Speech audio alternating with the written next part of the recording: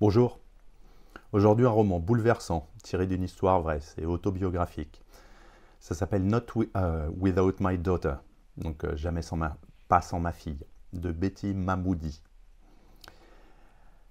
Ça a été donc écrit en collaboration avec William Hofer, pardon, publié en 1987.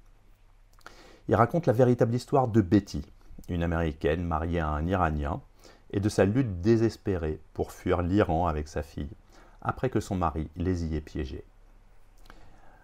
Tout commence en 1984, lorsque Betty accepte de suivre son mari, le docteur Sayed Moody Mahmoudi, en Iran pour des vacances de 2 semaines avec leur fille Matob, alors âgée de 4 ans.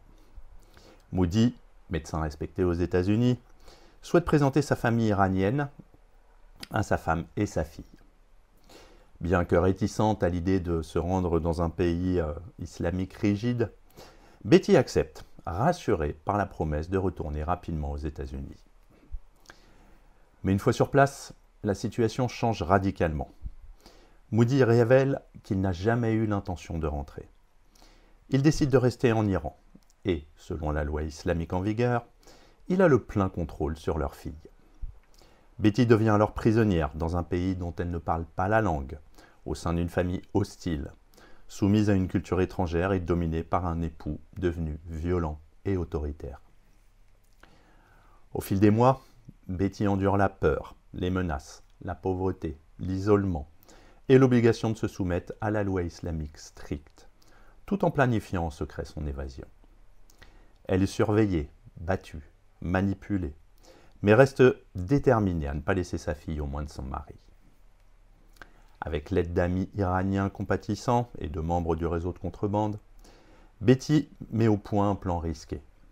En janvier 1986, après 18 mois de captivité, elle parvient à fuir l'Iran avec sa fille, traversant clandestinement les montagnes jusqu'à la Turquie. De là, elle regagne les États-Unis où elle retrouve sa liberté.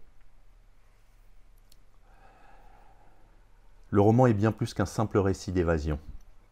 C'est une plongée glaçante dans les méandres de l'oppression, du choc culturel et des droits humains bafoués. Le livre explore la brutalité du patriarcat institutionnalisé, les contradictions de la religion mal interprétée et la force indomptable d'une mère prête à tout pour sauver son enfant. Le récit repose sur une tension constante entre la soumission apparente de Betty et la rébellion intérieure. À travers son regard, le lecteur découvre un Iran post-révolution islamique, cloisonné, misogyne, paranoïaque et profondément contrôlé par la peur et la religion. L'oppression quotidienne devient presque physique. Le port du tchador, la surveillance constante, les lois misogynes, l'absence des droits pour les femmes étrangères. Mais le livre évite l'écueil du sensationnalisme en restant centré sur la dimension humaine du récit. La peur est omniprésente, mais aussi l'espoir, la résilience, la solidarité féminine. Betty n'est pas seule. Des femmes iraniennes, malgré leurs propres conditions, l'aident avec courage et discrétion. Cette complicité nuance l'image que l'on pourra avoir du pays. Tous les Iraniens ne sont pas des bourreaux. Beaucoup, au contraire, souffrent du même système. L'écriture est simple, directe. Ça renforce la sincérité du témoignage. Le lecteur suit avec angoisse chaque étape de l'histoire, de la désillusion initiale à l'enfer quotidien, puis à l'évasion finale. Le suspense est réel, presque digne d'un thriller, mais toujours ancré dans la réalité. Enfin, le livre soulève des questions importantes sur le mariage interculturel, l'inégalité du genre et les dangers du fanatisme religieux. Il interpelle le lecteur sur la fragilité des droits individuels quand ceux-ci dépendent d'un système juridique inéquitable. Donc on a bien évidemment Betty, donc l'héroïne du récit. C'est une femme américaine ordinaire en fait.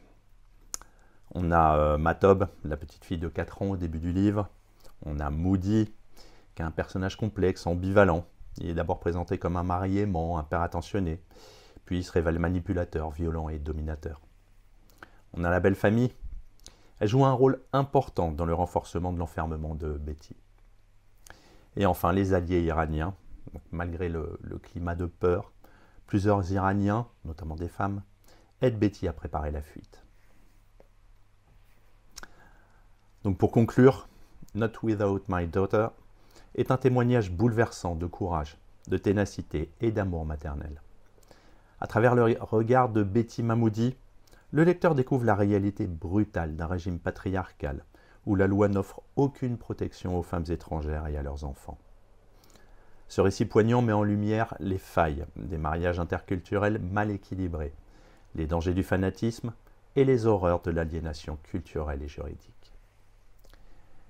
Mais plus encore, le livre est une ode à la détermination d'une mère prête à tout pour sauver son enfant, pour le protéger déjà. Betty Mahmoudi n'est pas une héroïne au sens traditionnel du terme, mais une femme ordinaire, poussée à l'extrême, qui trouve en elle-même la force de défier tout un système. Son témoignage a éveillé les consciences, suscité des débats et inspiré beaucoup de femmes à travers le monde.